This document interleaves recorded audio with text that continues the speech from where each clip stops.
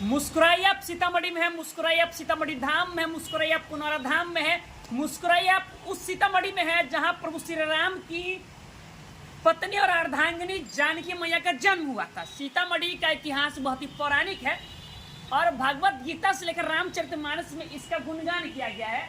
और हम उस जगह पे हैं जिस जगह का नाम है लक्ष्मणा नदी, और लक्ष्मणा नदी अपने इतिहास से इसकी पहचान है और सीतामढ़ी के नेता जानकी जन्मभूमि के नाम से जाने जाते हैं। और खुद को प्रमोट करने की बात आती है तो शायद इसी सीतामढ़ी से करते हैं। ये वो लक्ष्मणा नदी है जिस नदी को प्रभु श्री राम के भाई लक्ष्मण जी के नाम से जाना जाता है। और उस नदी की जो हालत है ये वस्तुस्थिति है।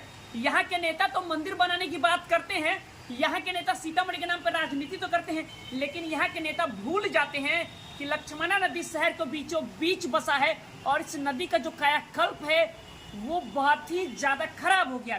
आपको बता दें कि जब सरकारें बनती है तो उराही की बातें आती है। सीतामढ़ी में जिलाधिकारी आते हैं, इससे पूर्व में कई जिलाधिकारी आ गए जिन्होंने लक्ष्मण नदी उराही की बात की थी। नीतीश कुमार भी आए थे और इस नदी का रास्ता साफ करने की बात की गई थी, क्लियर करने की बात की गई थी। रास्ता मोड़ करके जो खेत बने हैं इस नदी के बीच में उसको हटाने की बात की गई थी।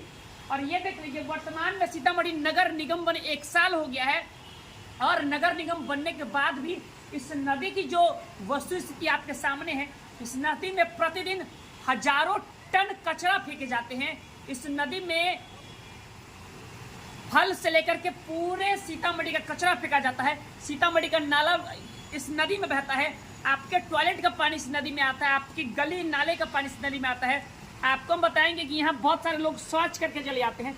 ये वो सीतामढ़ी है जिस सीतामढ़ी को ODF Sitamarhi, open defection Sitamarhi, खुले में शौच मुक्त सीतामढ़ी निर्माण की बात की गई। और इस ओडीएफ सीतामढ़ी की ये पहचान है।